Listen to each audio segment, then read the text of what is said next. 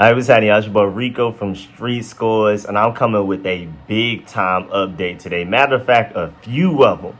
Most notably, the Commanders versus the Cardinals is already sold out. We are back. This fan base is back. Bye bye, Dan Snyder. Hello, Josh Harris, Magic Johnson, Mitchell Rails, and some winning, some playoffs, and hopefully some Super Bowl. Man, the excitement, the build up to this week one game, and I'm expecting us to win it, should be fantastic. And you even have a lot of the people at NFL Network and ESPN picking us to win as well. We're going to take a look at all of those predictions too.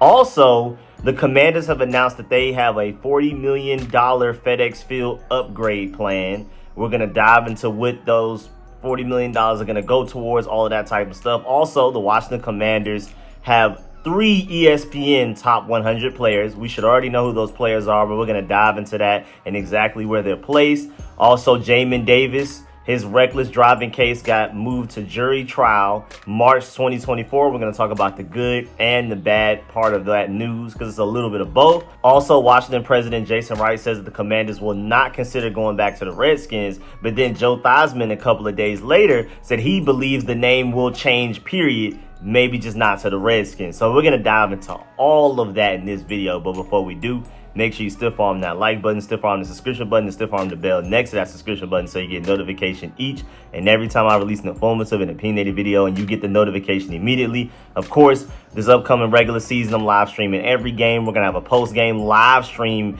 after every game as well, where y'all call in. You, the person watching this video, can call into the show and voice whatever opinions you may have. Of course, I'm doing preview videos for every game, injury updates every day that we get them every week. I'm doing game review videos every game where we go position group by position group, just like I did with the training camp stuff. So, man, make sure y'all stay tuned. I am super excited about all of the content that's on the way. I'm just happy to have football back between my Bulldogs and my Commanders. I'm just excited. So, without further ado, let's get it. You tell your family you can be a commander.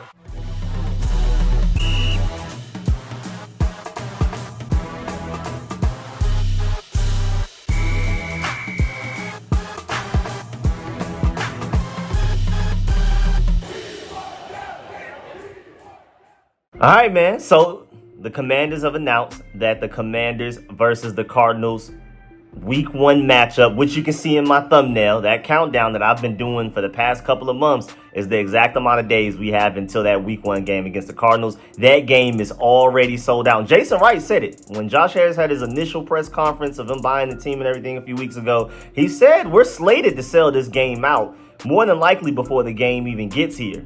And the fact that this game is sold out before we were even selling tickets at the game, you have to get them all online ahead of time. And now, as of right now, you can't get any tickets unless you're buying them from somebody off the market. That is ridiculous, man. When was the last time we did that? Honestly, I have no idea.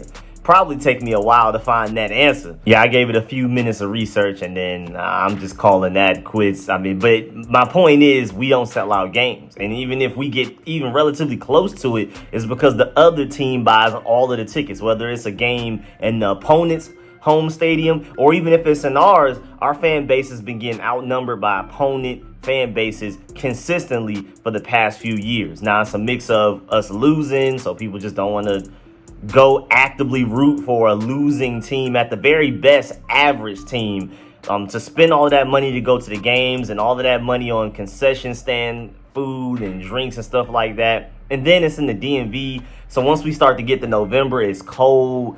So it's just like, why would I go spend all of this money, deal with all of this cold and all of that, just to watch my team lose potentially and to be outnumbered by the other fan base? That can also be something too, where if you just assume you go to that game, you're going to be outnumbered, even in Maryland, that's just not a fun experience. And then on top of all of that, I feel like the biggest reason why people were boycotting the Commanders was because of Dan Snyder, if anything else, because Dan Snyder has sold the team to Josh Harris. We haven't played a game. We haven't won a game since Josh Harris has bought the team. We've won some preseason games, and maybe, I mean, after us going undefeated in the preseason, maybe that's what led to us selling out this Cardinals game week one in FedEx Field in Maryland. But we haven't really done anything yet. It's literally just the fact that Dan Snyder's gone and we believe in Josh Harris that most of the fan base is coming back. Maybe not everybody yet. I know there's a lot of people out there that are really serious about the name Redskins. We're going to talk about that a little bit later for a little bit. But for the most part, the majority of this fan base is back just simply because Dan Snyder is gone.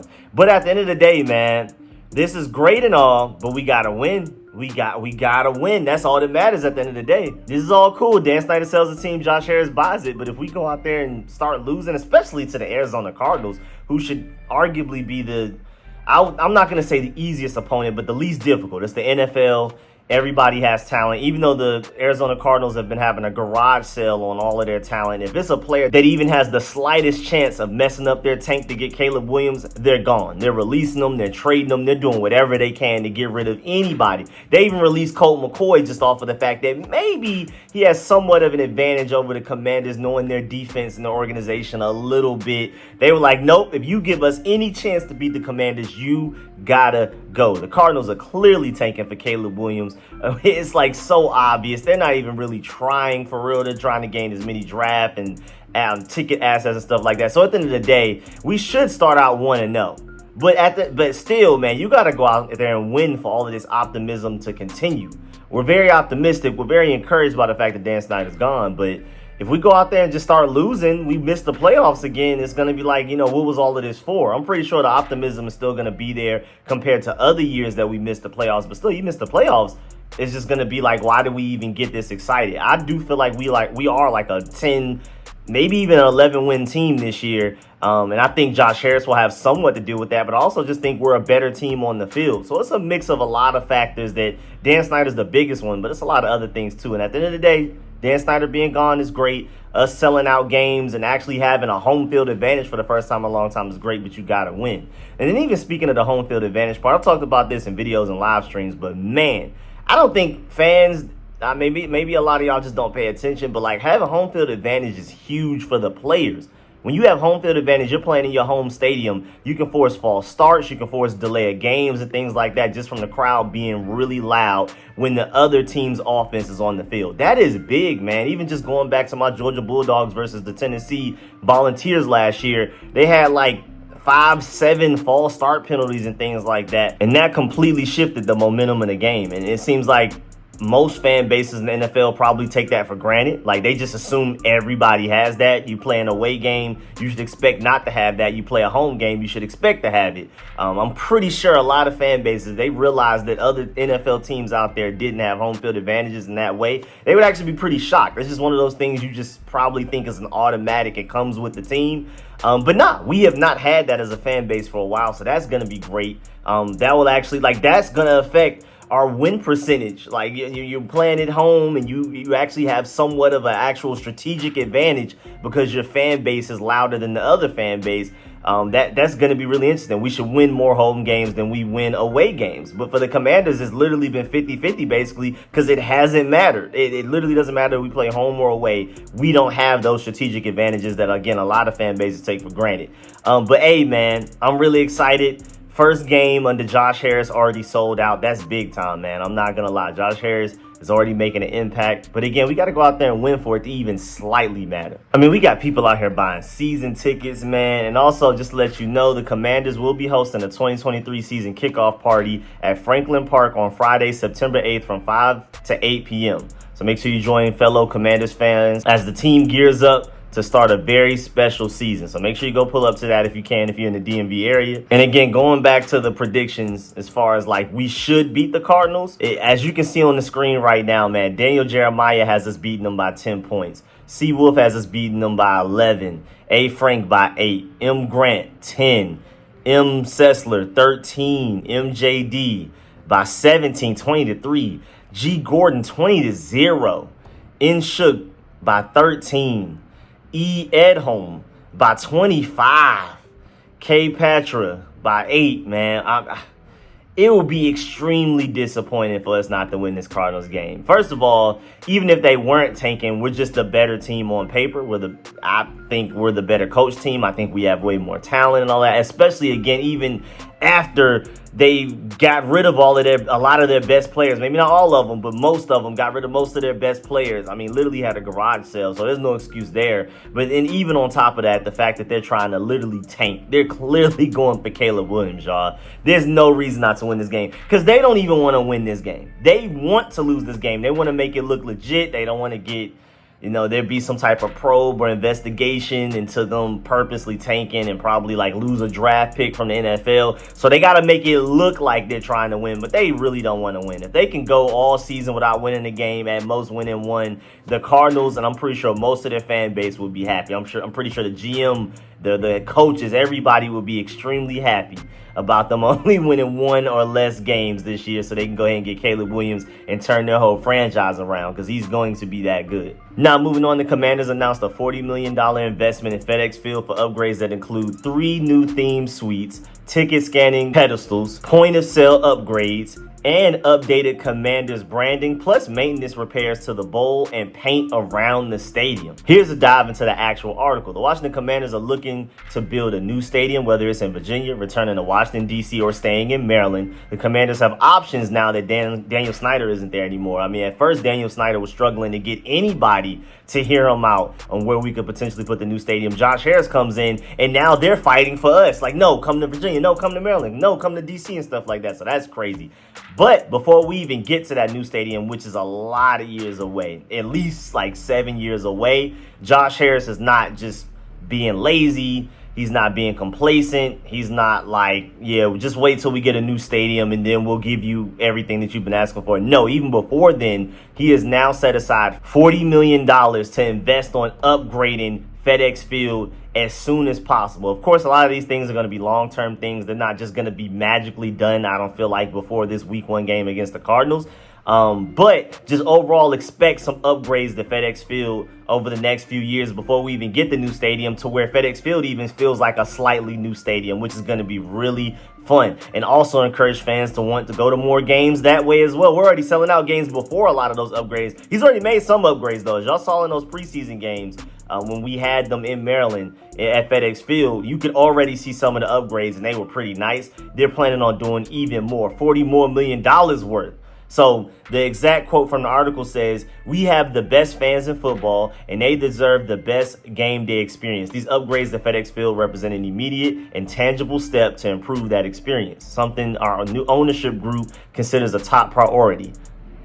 And this was by Trista Langdon, Senior Vice President of Operations and Guest Experience. The quote continues, "Not only are we taking care of our fans, we're also taking care of our house. Fans will continue to see improvements throughout the season as we continue to invest and make changes to everything from basic infrastructure to reimagine pregame rituals. We are excited for fans to come home and see all of the changes on September 10th. So again, some changes will be made even throughout the regular season and things like that. So whenever we have some moments where we have like a couple of away games in a row, don't be surprised when we come back for a home game like 2 or 3 weeks since the last home game we had, some changes will be made then as well. As soon as there's like a decent extended period of time where fans will not be at FedEx Field, they're going to probably try to sneak in a lot of these changes. So I'm really excited. Washington will also welcome 12 new food vendors in 2023 as well. So, hey, man.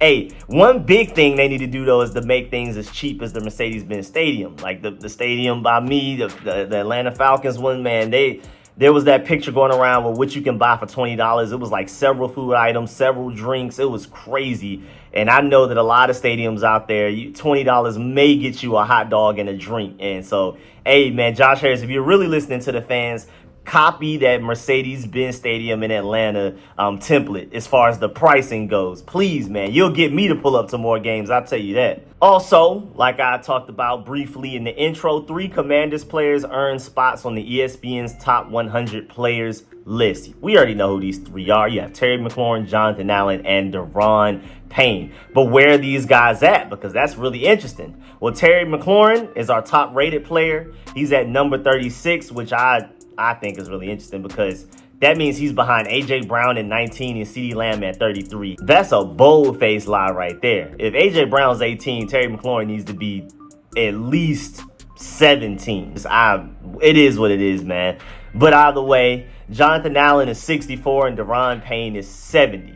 But it's really interesting, though, because Jonathan Allen and Deron Payne was not in ESPN's top 100 list last year. So that's at least an improvement according to ESPN. But I just feel like that everybody else should be way higher than where they are. And Terry McLaurin was 48 last year and moved up to 36. So that's also an improvement from his end. I think by the time this season ends, we're here this time next year, we'll have more than just 3 players on here. And I feel like Terry McLaurin will have a lot more respect and should be at least top 30, top 20 for real. If A.J. Brown's 19, Terry McLaurin should be 18, point blank, period. And of course, the article, they break down everybody's stats if y'all are interested in that. But I don't want to sit here for like another 20 minutes telling y'all stats that y'all have probably already heard, even just from me breaking down everything Terry McLaurin did last year, Jonathan Allen, Deron Payne, the years that they had and stuff like that. So we're going to go ahead and move on from that. Also, Jamin Davis's reckless driving case moved to jury trial in March of 2024. Remember, he was going 114 miles per hour in a 45 mile per hour zone in Loudoun County in Virginia. And so this situation has been really interesting because he's even had to like miss practice or leave practice. Like it's like as soon as practice ends, he takes his shower, he changes into a suit, he's going straight to court type of thing. It's been a really interesting situation for him. It's also even more interesting because Ron Rivera kept talking about how this guy was like the super military disciplinarian type of guy, the guy that you would never have to worry about something like this happening, and then it happens to him out of anybody. So, I mean, we've been trying to justify the pick. I don't think he'll ever necessarily live up to being 19th overall in a draft. I mean, I'm just not sure if he'll ever. I think he'll end up being a good player, especially if he actually plays. But especially this year he'll play, which we're going to get to the positives and negatives of this decision from the court system.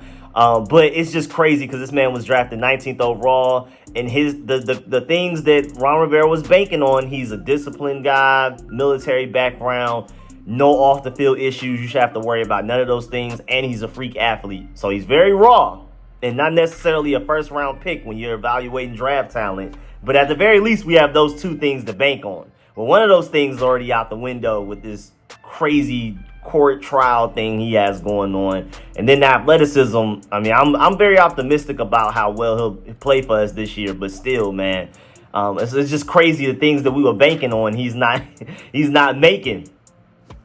The things we consider free throws, he's out here airballing on. But the good news as far as this goes, and really the only good news, is that he's clear for 2023, I think. I don't think the NFL will suspend him anytime in 2023. We'll see how this goes. But at the very least, I guess 2023 is clear. He can just play. We'll keep it pushing. The bad news is we're going to be right back in this situation in 2024, and it may even be worse. And then depending on what the actual conclusion of all of this is, he'll probably more than likely end up getting suspended by the NFL or something. So this is like really ugly. This really is. We're basically getting positive news for 2023 to get worse news for 2024. So, I mean, at least, hey, for him, he gets to concentrate on this season, keep it pushing, focus on football, focus on winning and things like that. But, hey, man, I know Josh Harris was like, man, we have so many great things going. And then this. Like, as soon as I buy the team, I have all of this momentum. We have all of this excitement. We're undefeated in the preseason and stuff like that. And then you got this going on. We're trying to purge out all negativity from this franchise. And then you got this going on. So who we, boy? And Jamin Davis's contract. Whoo, that thing coming up in about a year or 2. Ooh, boy. And then also, Commanders team president Jason Wright says that the team will not consider going back to the old name. Quote, it is not being considered, period, unquote. So just to go ahead and let you know, if you're rooting for Redskins, then you might as well just go ahead and give up on that. Even though football is almost here. I don't know why people are still really talking about this name this much. I'm only reporting on it because it keeps coming up. I know you have the petition that has like over 100,000 signatures at this point and stuff like that, but I've just been basically ignoring it because at the end of the day, I just care about winning more than anything else. Maybe second are jerseys, but name is all the way at the back of the line for what I personally care about. I care way more about what our jerseys look like, how good we look on the field, how well we play on the field, way more than what people call us. I really don't care that much, me personally. But then Joe Theismann went on the Pat McAfee show and said that he believes that the team name will change at some point. And he says that basically that he believes the new ownership will just want to put everything from the past in the rear view mirror. And basically that we just want to get rid of any semblance of Dan Snyder, any hint of Dan Snyder still around the organization. We want to get rid of it. Any furniture that he purchased, any chair that he sat in, it's got to go type of thing. So I can see the logic for that. But just if you're one of the people that I know a lot of y'all really want to go back to Redskins, just go ahead and stop putting stress into that. I'm trying to help y'all out. Just go ahead and stop stressing over that because that's just not going to happen. Jason Wright has made that very, very clear. And even if like Josh Harris does want to change the name, it will more than likely not be Redskins. It'll probably be something that he comes up with himself, or like as a group, the whole minority ownership group with Magic Johnson, all of those guys come up with a new name. Highly doubt we go back to an old name at all. Yeah, man, the petition is already almost like at 130,000 signatures. Golly, man. Yeah, I'm just going to go ahead and warn y'all now, man. Just go ahead and let that go because it's not going to happen. To change the name, I can see that maybe. And even then, that's going to be a while. It's not going to be this year. I highly doubt it's next year.